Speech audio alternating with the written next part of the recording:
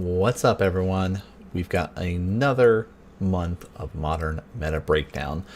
So we try to be doing these videos about every month, give or take. There's been some fluctuations about kind of how things have been going in the modern scene, so I figured we'd take a minute and talk a little bit about that, since we did have another kind of ban announcement. And let's pull it up a little bit there so everyone can see. Astrolabe has been banned now in Modern. So kind of the reasoning behind this is, according to Wizards of the Coast, is that the kind of multicolored good stuff deck has seen kind of a big rise, with 55% of this deck that's running Astrolabe kind of winning in non-mirror matchups, which is pretty crazy because the card was super powerful, right? It got banned in Pauper early on, kind of thing, with just how powerful mana fixing can be. It's got card advantage built into it, being able to kind of just draw cards off it when you play it seems pretty sweet. Makes sense why it was banned. It basically paved the way for the Urza style decks to kind of take over the meta, and we sort of covered the evolution of that over the last couple months, kind of end of 2019 into 2020. This time around, we're going to be talking about control decks in 2020, kind of that don't involve Urza at all, because that sort of took over as the go-to control style deck to be playing in 2020. But now that you can no longer play Astrolabe in there, how are people kind of filling in that void, if you will? So we're going to be talking about two decks today, Blue-White Control and Bant Control. Both of them super powerful decks, and kind of the reasoning why you might play one over the other. What are some of the advantages, strengths and weaknesses to the decks, kind of the normal stuff that we do here every month with our Modern Meta Breakdown. But let's jump into it, shall we, and talk about our first deck. All right, so Azorius Control is our kind of first stomping ground to kind of jump into, and there are no stomping grounds in the list since it is just pure blue-white here. Now, you can see your creatures, low creature count, which is kind of traditional with a control list. You do notice, though, that there are 4 of those Stoneforge Mystics that are running around here. So this has kind of accelerated the control decks into having a better way to win and close out games, being able to find artifacts, and of course our artifacts of choice. And let's slide that over a little bit. Sword of Feast and Famine and Batterskull. So if you're not familiar with Stoneforge Mystic, the way it works is it costs only 2, 1 colorless and a white, for a 1/2 core artificer. When he enters the battlefield, or she in this regard, you get to search your library for an equipment card, reveal it, put it into your hand, and shuffle your library. You can also pay 2 mana, colorless and a white, tap core artificer Stoneforge Mystic here, and be able to get that equipment from your hand onto the battlefield. So you can be able to cheat out higher costed stuff. If you're like, well, I really want to get Batterskull, and on turn 3 be able to play a Batterskull, even though it normally costs 5 mana, I only have to pay 2 mana, and I can be able to play Batterskull now and have this kind of 4/4 vigilant lifelink battering ram to start ramming into my opponent. Or if things are in dire need of you to start kind of chipping away at your opponent, you could be able to go for the Sword of Feast and Famine play and be able to have that, which is, again, the other artifact of choice.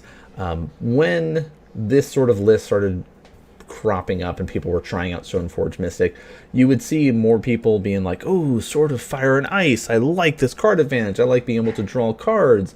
But then they realized that, well, the things like black that's full of removal has been really good about destroying your creatures when you're trying to equip them.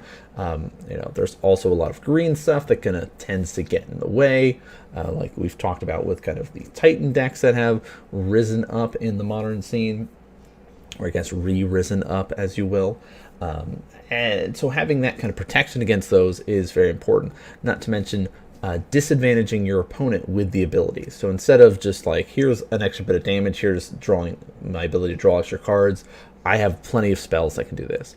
But disruption is not something that blue-white tends to have. So being able to make my opponent discard a card and then untap all my lands so I can be able to hold up counter magic, that's what I want to be doing as a control player, is that ability to kind of reuse my resources on multiple turns. So this is sort of the kind of win more game plan with most of the control decks that are existing right now in the modern meta. And we've highlighted this before with kind of the rise of the Stoneforge Mystic style of play as a control player. But one of the other key things when you think about a control deck, besides the counter spells, which don't worry, we'll get to, is our planeswalkers. So let's highlight those for a second here. You know, the biggest one, if you were thinking about control and stopping your opponent from doing stuff and allowing you to do stuff, would be our Time Raveler. If you've played Standard, you've played Historic, and you're looking to get into Modern, guess what? Teferi hasn't gone anywhere. Since Teferi got released, especially the Time Raveler, being able to shut down your opponent on your turn is key. I've even run a Bant Infect version to just kind of stop my opponents from stopping my creatures before. So having that in there, you know, the kind of the abilities, the static ability is each opponent can't cast spells basically during your turn, right? They can only cast it at sorcery speed. So that's kind of nice. And then you've got the uptick that lets you be able to cast stuff not at sorcery speed. You've got the ability to bounce different things and draw cards off that, so you can bounce artifact, creatures, enchantments, all those fun things. Of course, the other one that we do see is the second Teferi that's running around, Hero of Dominaria. A little bit higher costed, costs 5 instead of the 3. More loyalty advantage, though, out of this one because you can gain resources very quickly. While Time Raveler, you have to downgrade your loyalty to get that card advantage. While this one, uptick, hey, draw a card, untap 2 lands on your next untap step. Seems great. Or next end step, sorry. Then you've got your tucking ability of -3, put something, you know, on the top of your opponent's library, third from the top. You get your emblem, which lets you just start exiling things. Seems awesome.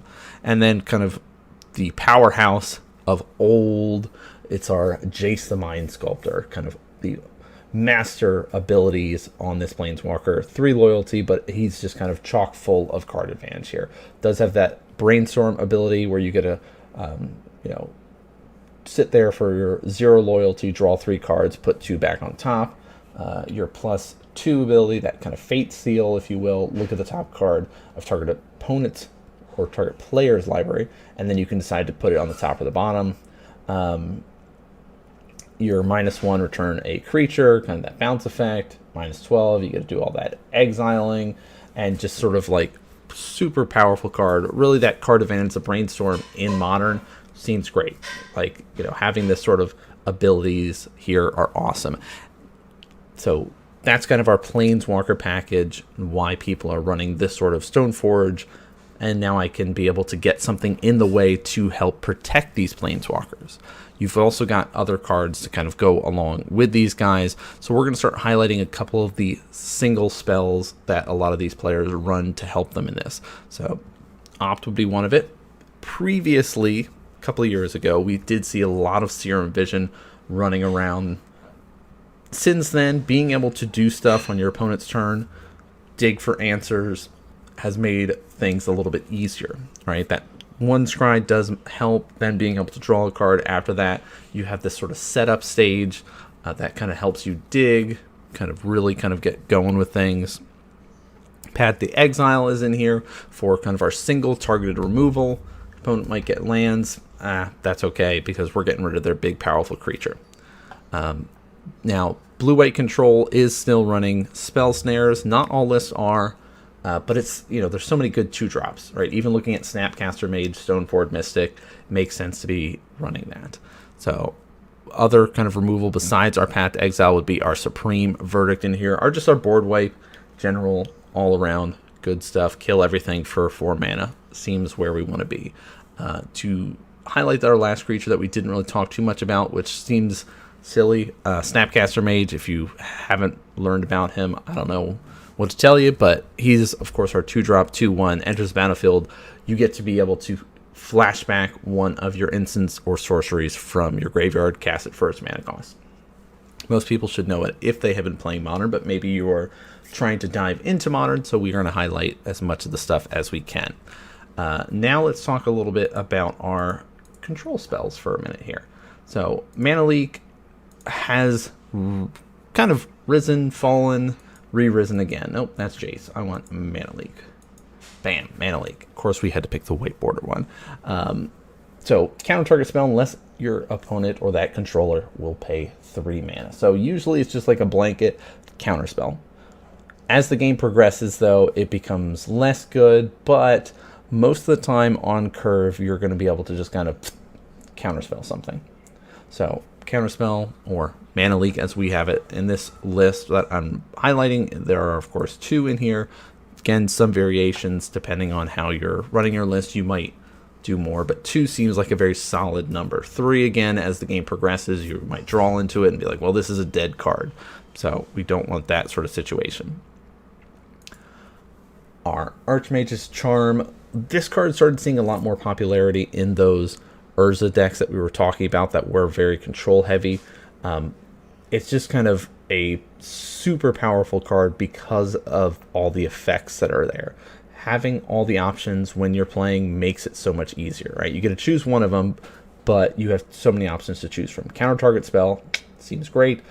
Target player draws 2 cards. Well, okay, I'll just draw 2 cards, no problem. I like that card advantage.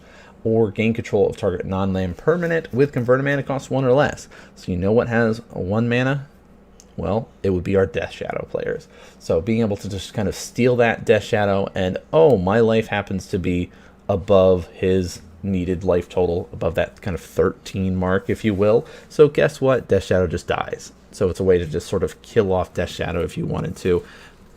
There's not as much 1 mana cost things that become as relevant, but just highlighting that for everyone to think about. It's also non-land permanents, so in case there's some other little things that are running around, most of the sort of aggro-y style decks, you're not really going to be using that for.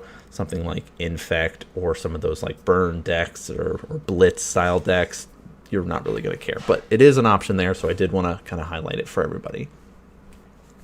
Then we've got our other 2 super powerful spells. So Force of Negation, another 3 costs for this one.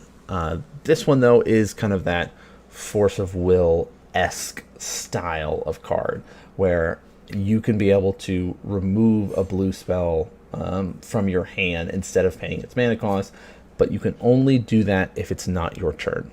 Where Force of Will, you can do it on either player's turn. But so that's kind of the, oh, we're going to nerf it a little bit to make it modern playable and you'll be okay. But you get a counter target non-creature spell. Now, you got to keep that in mind, non-creature spell. If it's countered this way, exile instead of putting it to its graveyard. There's a lot of non-creature spells that you care about, right? Planeswalkers, there's enchantments, artifacts, scary stuff, instant sorceries, a lot of things that you're just going to be like, all right, nope, we're just not going to deal with that. In the instance of playing against like an Infect player, right, if they're trying to pump and kill you, you can just say, no, I'm going to stop you from doing that. Combo player, they're trying to combo off, you can just say, no, we're not going to do that. Now, highlighting the other multi-tiered control style spell would be our Cryptic Command. Now, this is a little bit better upgraded than our Archmage's Charm because you get to pick 2 things. Costs a little bit more mana by 1 extra colorless that you'd have to pay for it, but you can counter a spell, return a permanent to its owner's hand, tap all your opponent's creatures, or draw a card. So if you're about to die to an aggro deck, hey, I'm going to buy myself a turn. It's basically like a fog effect. Oh, and while I'm doing that, I can draw a card, gain some card advantage. Or, oh, I'm going to return that 1 permanent that you have to your hand. Maybe you're going to kill me with a manland, right? Maybe you're going to get something crazy going with a planeswalker. Maybe you're going to kill me with a creature, right? I can just single target that. Or you're trying to kind of combo off again or play something scary. Let's just counter that. So Cryptic Command is the most powerful spell in that regard for it having so much utility. The other ones are a little bit more narrow, but you might see more of those in certain numbers, as in this regard you see 3 Force of Negation compared to only the 2 Cryptic Command. Part of it is that converted mana cost, and hey, Force of Negation, I can sit there and kind of run it as fuel for another Force of Negation in the off chance that I don't have something like an Opt to throw into it. The other difference between this list, and these are some awesome counter spells, but the other difference between this list and some of our others is running our enchantment of Shark Typhoon. Now, this is a newer card from Ikoria that has come out. Really, the plan of it is to get out another threat. The flying ability of this is also very key when we're thinking about having our Snapcaster, our Stoneforge Mystic get something like our Sword of Feast of Famine or our Batterskull. So you're not going to cast a 6 mana to play this. It's really just, I'm going to cycle this. So normally, if you had this out in the battlefield, whenever you cast a non-creature spell, create an XX blue shark creature token with flying, where X is that spell's converted mana cost.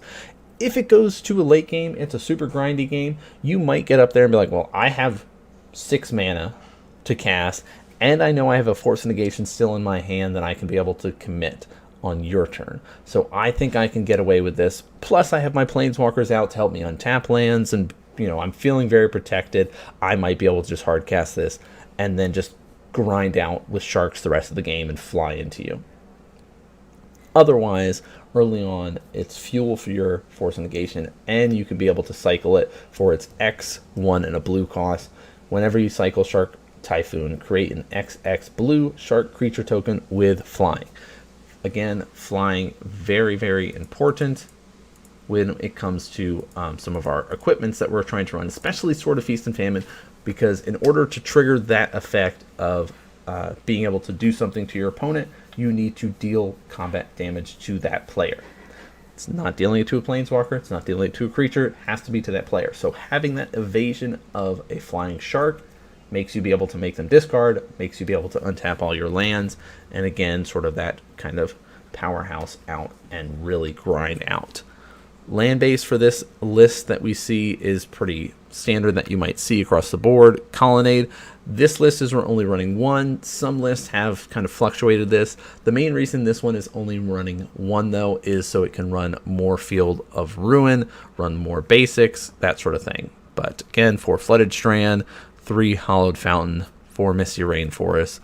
The Mystic Sanctuary is, again, one of our newer lands that you're starting to see, but it's super powerful in this sort of card advantage style of deck where you're, hey, when it enters the battlefield, you can put target instant or sorcery card from your graveyard on top of your library.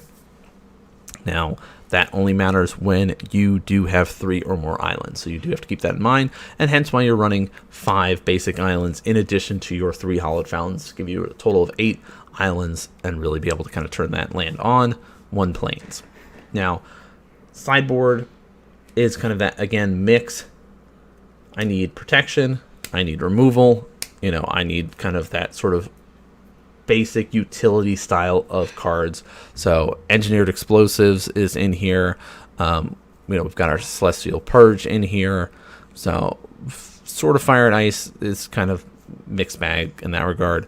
Aether Gust is in here against sort of that red-green annoying stuff. Ceremonious Rejection, kind of our colorless spells, colorless, and also relates to our Eldrazi that are also pretty strong right now. Rest in Peace, hey, exiling stuff, we don't want to deal with graveyards. Ashiok, don't want to deal with graveyards. Mystic Dispute is another kind of counter spell, works better against other counter spells, and it kind of is powerful against kind of blue stuff there. And our Timely Reinforcement, life gain, blockers, that sort of thing. So spend a little bit longer talking about the blue-white control. So when we hop over and talk about our Bant control, we're really just going to be focusing on the differences. Nope, not that one. That one. The differences between the two. And the main difference with this list is our creatures. Bam, bam, bam. So, card advantage creatures. These creatures should look familiar if you were keeping an eye on those Urza lists, those Bant Urza style of plays, or just kind of the Simic style of lists that were running around, or even the 4 colors as things got crazy. So Uro's in here, which again, if you're familiar with Standard or Historic, this card should seem familiar. ETB effect, when he enters the battlefield, sack it unless he's escaped. He costs a colorless, a blue, and a green to be able to cast for a 6/6. that you usually would sacrifice unless you escape. Now, when he enters the battlefield, you gain 3 life, draw a card, and you could put a land from your hand onto the battlefield. Or you can pay double green, double blue to be able to cast them from your graveyard when you exile 5 cards. So we're talking that card advantage. We're talking about, hey, I need that life gain. I need to kind of stick things out, drag it out a little bit more. So I'll get the life gain. I'll accelerate my mana base by putting lands on the battlefield. Get some card advantage off drawing cards. Overall, good card. And there's 3 in this list. This list is also not running any Snapcaster Mages because it had to adjust the creature base. 12 creatures instead of the 6.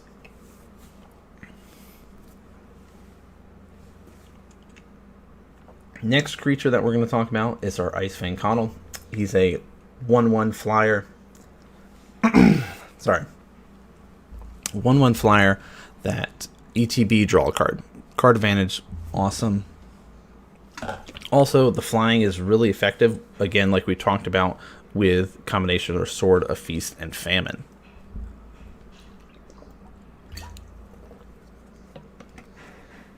Does have the ability to gain Death Touch if you have a bunch of snow permanents. Doesn't really relate anymore because this list is not really running those snow permanents.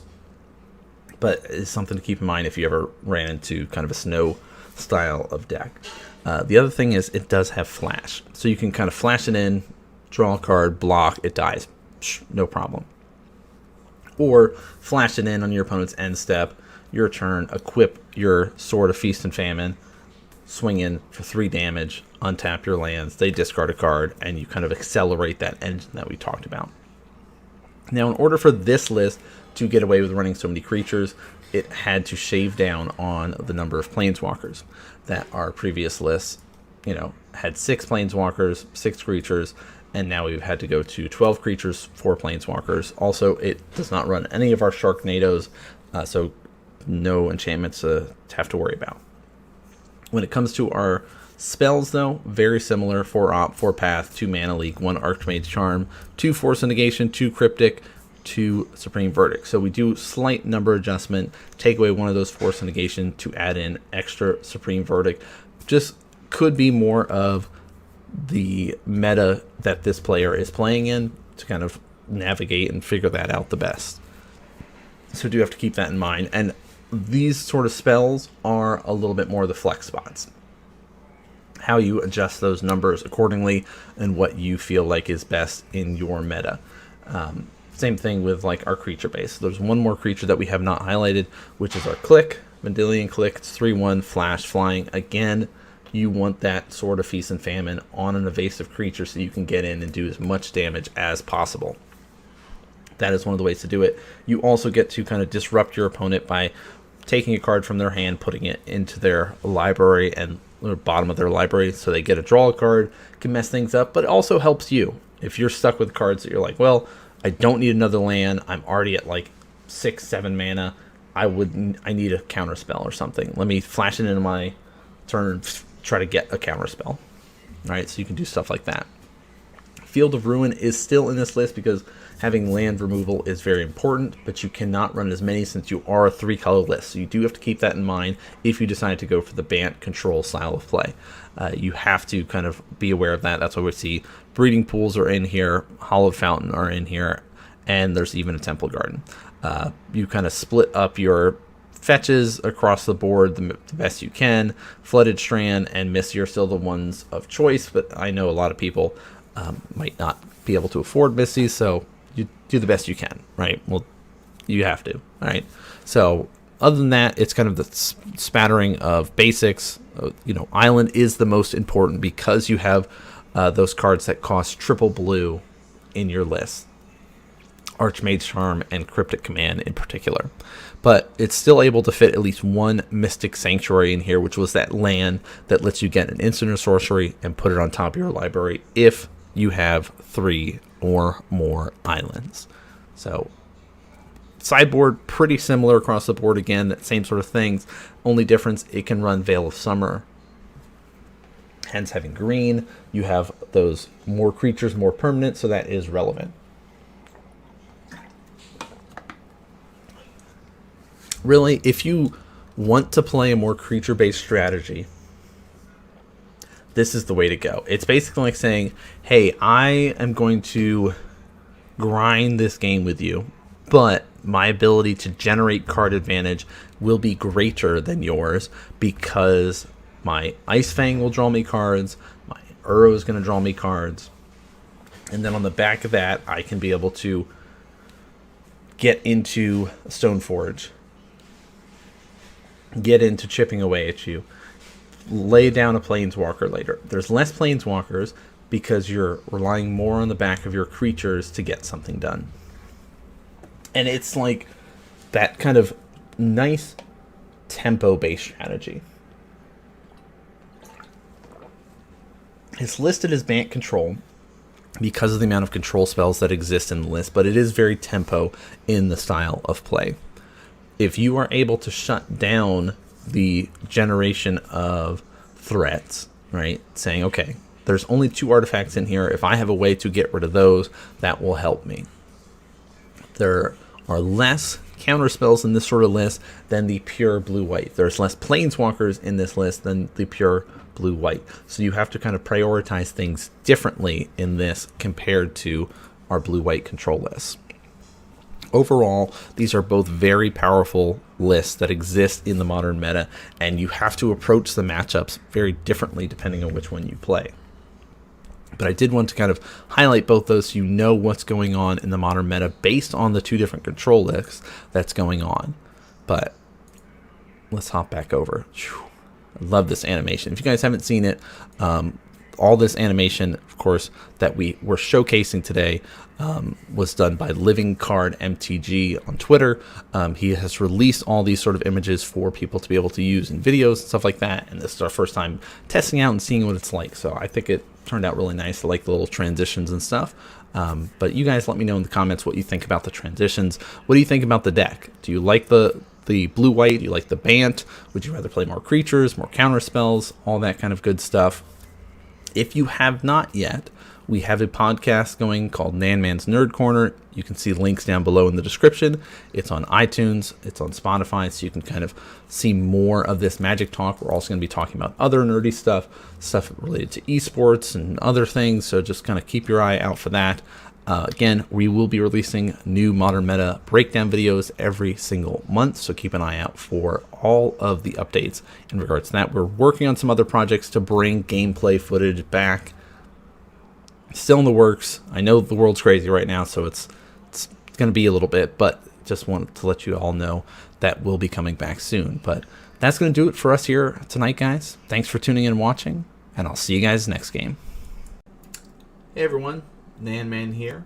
I'm a StarCraft 2 and Magic the Gathering content maker and commentator. Thanks for tuning in and watching, guys. Make sure to hit that subscribe button and check the description for more information about other content that I'm doing. I've also got a new podcast, Nan Man's Nerd Corner, which you guys can find out on Spotify or iTunes. It's got a bunch of Magic content as well as other stuff. Thanks for tuning in and watching, and I'll see you guys next game.